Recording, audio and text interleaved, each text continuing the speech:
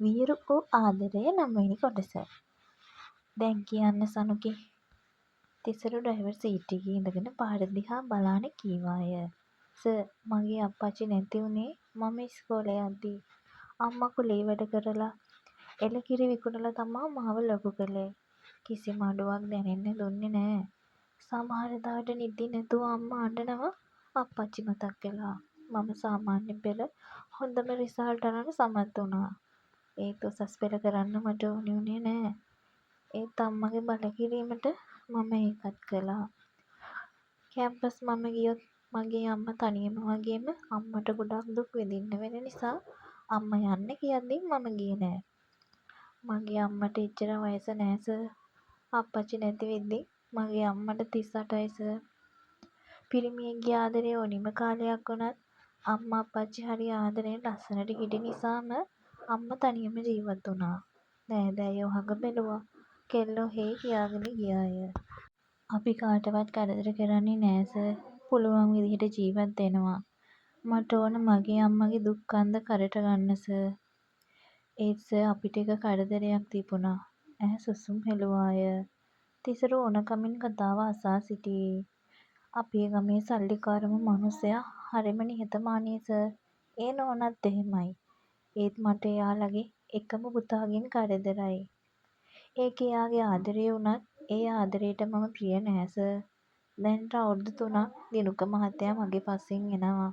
මම කවදාවත් එයාට කැමති වෙලා නෑ සර්. එහෙම කැමැත්තක් හිතේ කොනකවත් ඇති වෙලාවත් නෑ. ඒත් ඒ මහත්තයාට ඕනි එයා විතරක් කරන ආදරේ බලෙන් හරි ලබා ගන්න. ඒ නිසා ඇතිවුණු ප්‍රශ්නයක් නිසා දිනුක මහත්තයා අත කපාගත්තා. දැන් ඉස්පිරිතාලේ ඉන්නේ. ඊයේ නම් සිහිය තිබුණේ නෑ.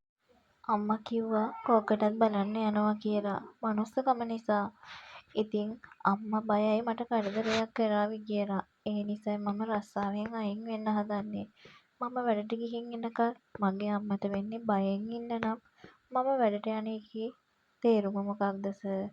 සියල්ල අසා සිටි තිසරු හයියෙන් හුස්මක් ගෙන සනුකි ඇත්තටම මේ ළමයට අකමැතිද? ඔව් සර්. මම ආස නෑ බලහත්කාර ආදරේකට.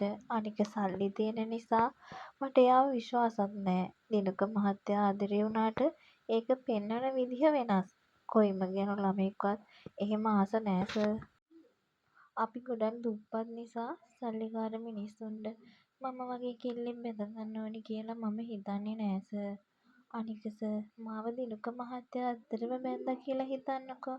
ටික කාලෙකින් අතහැරියොත් මම මගේ අම්මට ජීවිත කාලෙම දුක් දෙනවා වෙනවා සර්. ඒ නිසා මම සල්ලිකාර කෙනෙක්ට කොහොමවත් ආදරේ කරන්නේ නැති වෙයි සර්. තිසරු ඔහේ බලානය තමා සනුකි ගැන හිතපු දේ සහ අද ඇයට සැලකූ ආකාරය ගැන ඔහු සිතින් තැවුනාය. පව් අහිංසකකම වගේම හිතේ තද කරන් ඉන්න වේදනාව. කොල්ලට එසේ සිටින ඔහු විසිත්ම කියා කාර් එක පණ ගැන්වීය. වාහනය ඔහේ ඉදිරියට ධාවනය විය. සනුකි ඒ තිසරුය. ඔව් සර්. දැන් ඔයා කිව්වා සල්ලිකාර කොල්ලෙක්ට ඔයා කවදාවත්ම ආදරේ කරන්නේ නෑ කියලා. ඔයාගේ හිතේ සල්ලිකාර කොල්ලෝ ගැන තියෙන ආකල්පය වෙනස් කරන්න මම යන්නේ නෑ. ඒත් මමත් සල්ලි තියෙන කොල්ලෙක් නිසා මම දෙයක් කියන්නම් සනුකි. සල්ලි කියන්නේ මිනිස්සුන්ට සමාජයේ උස් පහත් බව තීරණය කරන මෙම්මා. නමුත් සනුකි මනුස්සකම උතුරන සල්ලිකාර මිනිස්සුත් ඉන්නවා. ඒ පවුල් පසුබිම එක්කන් ආශ්‍රය කරන මිනිස්සු එක්කන් වෙනස් වෙන සාධක තමා මිනිස් ගතිගුණ. මගේ අම්මා මට හොඳ ගුණ ධර්ම කියලා දුන්නා වගේම මගේ අප්පච්චි මගේ මහත්මා ගතිගුණ පෝෂණය කළා. ඉතින් ඔයා කිව්වේ ඒ කතාව සල්ලි තියෙන හැම මිනිස්සෙකුටම අදාළ නෑ. අනේ සර් මම එහෙම හිතලා කිව්වේ නෑ. මගේ අම්මා මට නිතරම කිව්ව කතාවක්. අහස ගොඩක් ලොකුයි පුතේ. ඒත් ඉගිල්ලන්නට හැකි සීමාව තීරණය කරන්න ඕනි තමන්. අහස පුරාම නිදහසේ පියාඹන්න තරම් ශක්තියක් ආත්ම විශ්වාසයක් හදාගන්න ඕනි තමන්. නැත්තම් පියාඹන්න ගත්තට පස්සේ මහන්සි දැනුනොත් තඩු රිදෙන්න ගත්තොත් බිමට බහින්න සිද්ධ වෙයි පුතේ. ඒකෙන් අම්මා මට කෙලින්ම නොකිය කිව්වේ සර් මගේ තත්ත්වෙට සරල විදිහට ජීවත් වෙන්න ඕනි කියන එක. නැත්තම් මේ තත්ත්වය හදාගන්න ඕනි කියන එක. මට දැන් කරන්න වෙන්නේ පළමු එක සර්. මොකද මම කැම්පස් නොගිය නිසා දෙවෙනි එක මට කරන්න වෙන්නේ නෑ. අපි බලන් ඉමු සනකි. ඒ තත්ත්වය නැතුව ඔයා මගේ අහසේ කිසි මහන්සියක් නැතුව පියාඹන්න පටන් ගන්නකල් ඔහු හිතෙන් සිනාසුනාය. ඔයාගේ අම්මා හරිම හොඳයි වගේ නේද? මගේ අම්මා තමා මට මේ ලෝකෙ වැඩිම වටිනා ආදරේ දෙන්නේ සර්. මට එයාගේ හීන හැබෑ කරන්න බැරි වෙයි කියලා බයක් තියෙනවා සර්. හරි සනික ඔයා බය නොවී ඉන්න. තිසරු කාරය නවතා බැසගත්තාය. පිටුපස දොර විවර කළේ. ඇයි සර් නැවතුවේ? බහින්නකෝ කියන්න. ඒ තිසරුය. ඔහු ඇරයෙන් බැසිමට උදව් කළාය. ඉදිරිපස අසුනේ දොර විවර කළ ඔහු නගින්න ඉස්සරහට. මිනිස්සු හිතයි මම ඩ්‍රයිවර් කියලා. මදක් සිනාසේ ඔහු කීය. ඔවුන් කිසි හැලහොල්මනක් නැතුව කම්පැනි එක ළඟටම ආවේය. කාර් එකෙන් බැසගත් තිසරු පියරත්න මේ කාර් එක පාක් එකට ගිහින් දාන්න කියා නවතා ඇතුළට යන්න ගියාය. සනුකි හිතාමතාම ඔහු දමා ආවේය. මෙතනට ආව විතරයිනේ මාව දාලා ගියා. තිසරු පිළිගැනීමේ කුටිය අසල නැවතින සනුකි හිමීට පියවර තැබුවාය. ඇය වැටෙන්න ගියෙන් ඇගේ මුවින් පිට විය. තමාගේ ඉණවට ගිය අතක පාසා ඇයට දැනින. සනුකි හැරී බැලීය. පළමු වතාවට ඒස් කතාවක පැටලින. සර් ඇය ඔහුගේ ග්‍රහණයෙන් මිදෙන්නට උත්සාහ කළාය. තිසරු එයා ඔසවාගෙන ලිෆ්ට් එක තුලට ගියාය. දඟලන්න එපා බරයි සනුකි. ඉතින් මාව උස්සගෙන යන්න කිව්වේ නෑනේ සර්. මම උස්සගත්තා. දැන් බිම තියනවා නම් තියන්නේ. මට ඕනේ නම් විතරයි. ඇය කිසිත් නොකීවාය. තාම මව කියුවා දැන් ඇගේ දෙසවනේ රැවුදුනේ. තමා වරදක් නොකරන්නට ඇය අදිටන් කරගත්තාය. රමණී ඉස්පිරිතාලෙට ගොසිනි. දිනකට සිහිය විත් තිබුණේ. ඇය ජයවර්ධන මහතාට කතාකට එන්නට සැරසිණ. නැන්දේ? රමණී හැරී බැලුවාය. ඒ දිනුකය. කෝ සනුකි? වැඩට ගියා.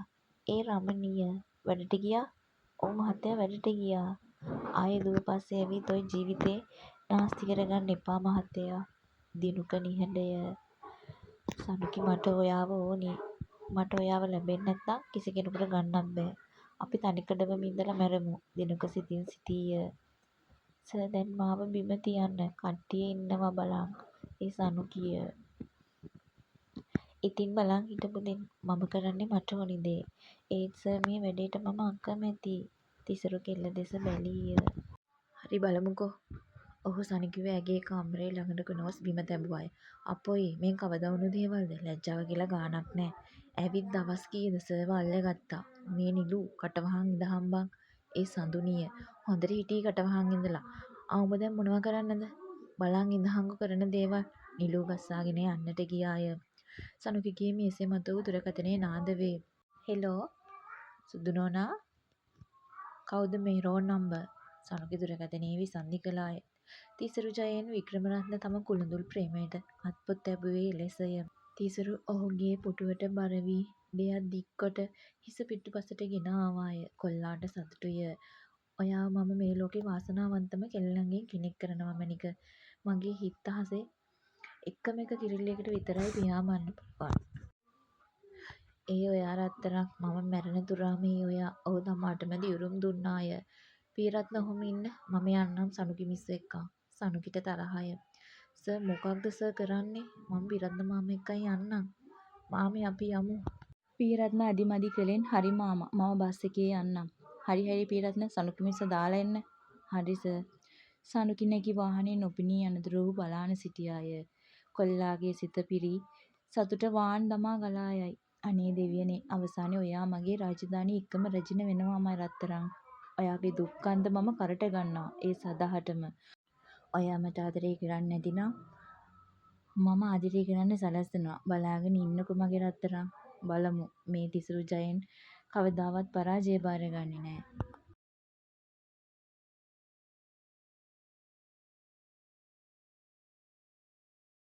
රමණී මග බලාන සිටියාය. ඇය කෙල්ල දුටු විගසවිත් ඇය අල්වා ගත්තේය. අනේ අම්මා මට පයින් යන්න පුළුවන්. හරි වැඩක් වුණා නේ අම්මා. කෙල්ල විස්තරේ කියාන ගියාය. ඇය තිසරු කළ කී දෑ මවට නොකීය. අම්මා දිනුක මහත්තයාට කොහොමද? සිහිය ඇවිත් ඒත් ලැජ්ජාව නෑ පුතේ. හිමීට කතා කරමු. යමුකෝ. මම උණු වතුර ලෑස්ති කළා. ඇඟ සොදගමු. පස් බැරිය කතා කරන්න. කෙල්ල තම මවගේ උරහිසට අත දමා ගෙට ඇතුළු විය. දිනුකව රෝහලින් ඩිස්චාර්ජ් කිරීම නිසා ඔහුද නිවසට පැමිණ ඇත. ඔයාලා හිතන විදිහට ඉස්සරහට තිසුරු සහ සනුකී ආදරෙන් බැඳේවිද? එහෙම නැත්නම් දිනුක සහ සනුකී ආදරෙන් බැඳෙයිද? කමෙන්ට් කරගෙන යන්න. අද කතාව කොහොමද කියලා කියන්න. අඩුපාඩු තියෙනවා නම් ඒවත් කියන්න. ඒ වගේම ලයික් එකක් දාන්න. ඔයාගේ යාළුවන්ට බලන්න ෂෙයා කරන්නත් අමතක කරන්න එපා. කතාව ලියන කියන මම දිලු රත්නායක. අද බෝනස් කොටසක් දෙනවා කියලා මම ඊයේ පොරොන්දු වුණා. සමාවෙන්න ඕනි ඊයේ පොරොන්දු ඉෂ්ට කරන්න බැරි වුණාට. අද අපිට හොඳටම වහිනවා. එහෙනම් ඔයාලා හැමෝටම තෙරුවන් සරණයි සුබ රාත්‍රියක්.